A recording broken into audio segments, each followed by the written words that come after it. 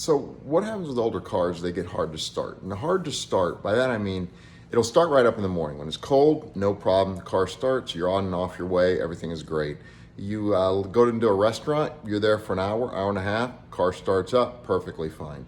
You stop at a gas station, you shut it off, you wait about 10 or 15 minutes, you go in the convenience store, and it won't start. Turns. Sometimes it's quiet. Sometimes it's just hard to turn. It's like the engine's not turning on. It's not. And the reason for this is called heat soak. What happens with older cars is that when you stop it, it's obviously the air cooling, the fan, etc. is mechanical. So it all stops.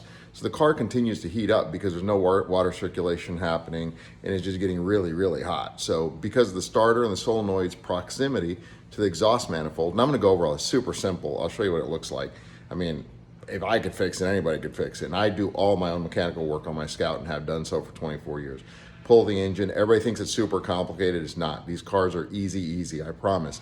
I don't care how little you know, this is a repair that's going to take you a morning. I was actually an idiot for dealing with this problem for so many years when it literally would have taken me one morning to solve the entire problem, solve it where I never had starting issues again, where it starts right away, it purrs like a kitten. All I needed to do was dedicate some time and a little research, and that's what this channel's about. Leave it original, just make a few changes to it. You're gonna make it super reliable. And believe me, I don't care how little you know about mechanics, you're gonna be able to do this on your own, super easy. So, and that's what I'll focus on. So this was a good fix because in my book, it was inexpensive, it's rock solid, and it works, guaranteed to work. So that's one of the things I like it. So it really has to do with that. You go into the convenience store, you come out, or you go into a place, you stay half an hour, and the car's having a hell of a problem starting. And I live in Florida, and it's hot.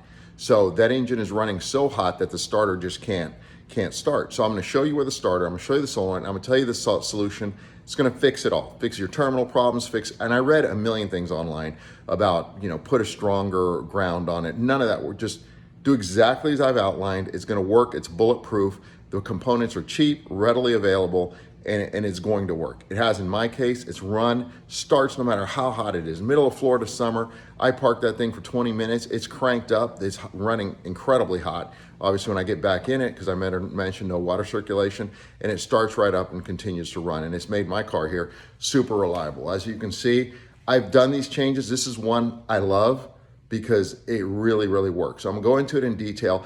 It's super easy, and you should really, if you're having this problem, take in the morning and fix it. Okay, so this is our engine. I run it's an International 304, it's a V8, 1977. It's the original one that came in the car. I work on it myself, been working on it for about 25 years. So super reliable, runs really well. I get good power out of it. So I enjoy the motor, really works well for this truck. So what we're gonna go into is the culprit of the slow starting and why it drags when it starts. Now I wanna start with, just gonna be really basic. Let's start with how a car starts. We're gonna start at the starter. So this is your starter right here. And as I mentioned, that's how your car starts, as the name would imply. If you ever did have to replace the starter, it's super easy to replace. There's only 2 bolts that hold it in. It's heavy and a little hard to get to, so it's a job easier if there's 2 people. In my case, I always do it myself because my wife hates being in the garage and it's not worth the ensuing firestorm to ask for her help. So I generally do all the work myself, but as you can see, it's just a couple bolts that hold it. Can't mess it up. If you ever had to replace the starter, just run up to AutoZone.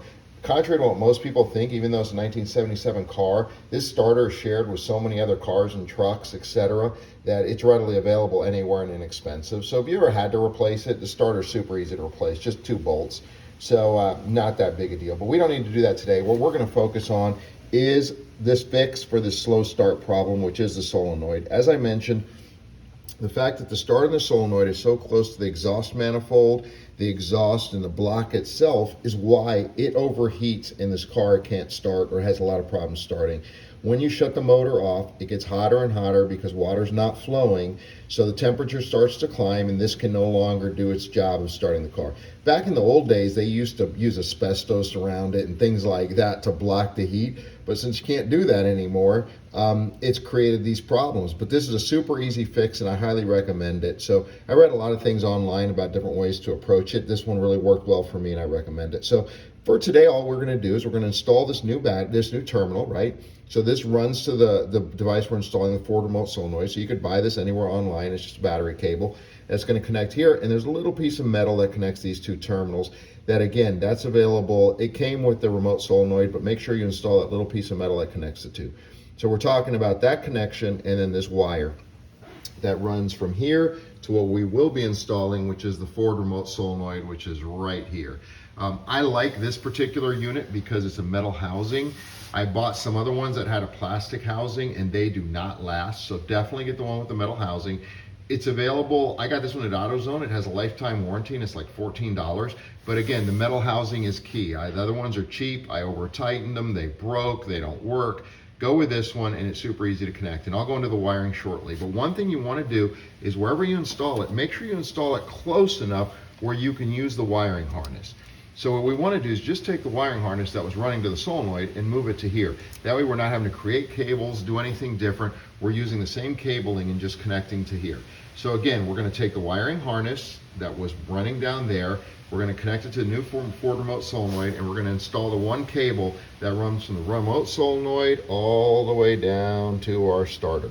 That's really all we have to do. I'm going to go to the other side to show you in detail from a different angle how these cables connect, but from this side, that's all you had to do. Pretty basic setup. I wanted to switch this side to give you a better view. Now you can see that it's really easy, right? The Ford Remote Solenoid only has 4 places to mount wiring, and it's really, you're only using 3 out of the 4. This one's seldom used. It runs like the ignition coil, but you don't generally need it. And you can look at any wiring diagram for a Ford Remote Solenoid. I just want to show you how I did it and how effective it's been. So essentially you take the wiring harness. This wiring harness used to run to the starter. So you're going to move all that wiring up here. When I say all that wiring, I mean 3 wires. You're taking 3 wires and you're putting it in your Ford Remote Solenoid. So it's really the ignition, and then this is the battery cable, and this is the cable that runs to the starter to start it. So really super easy. I recommend that you replace all your cables while you're doing it. So just replace your battery cables, not super expensive, and that way you know those are rock solid too. So the remote solenoid, what that does is acts like the solenoid that's down there, that because of its proximity to the exhaust manifold is what overheats and makes it hard to start. This moves it to the back of the firewall, so all of a sudden it's not getting as hot, and this truck starts quickly all the time regardless of how hot it is. Now, you're going to read a lot of things, and you can get into some details about the wiring diagrams and all that stuff for this Ford Remote Solenoid. You really can't mess it up. The reason is they were smart, and the terminals are different sizes. As you can see, this terminal is much thicker than this one. So really, if you connect the starter one and to the one that marks S, and you can see right here that it's the smaller of them, and you mount the larger cables to what is the positive terminal coming off the battery, then it's pretty clear cut. So really, this runs to the battery, and then this one runs to the starter. So whenever you turn the ignition, it excites, obviously power comes in through here, it opens this up and starts and runs power to the solenoid to start the car. Super easy, super basic. I'm sure you can make it complex. There's super mechanics out there who are going to point out how, the details of everything, and those are great to know.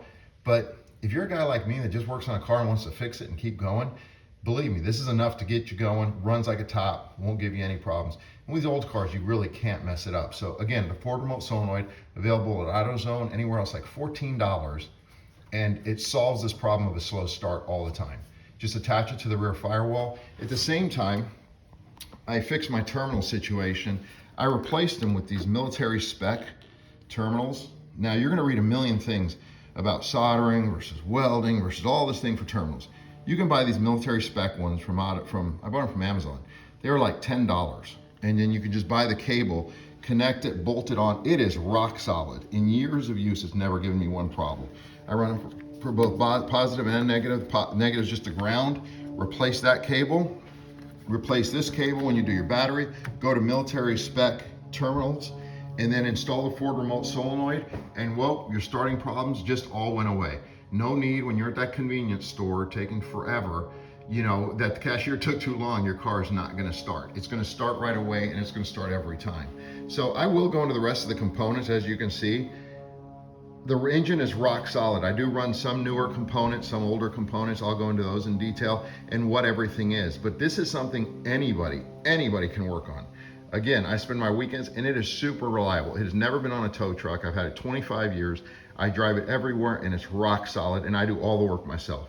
I research it and just figure out how to do it, and I'll go into different components. But again, the slow start issue, don't put up with it. Take the few minutes to fix it.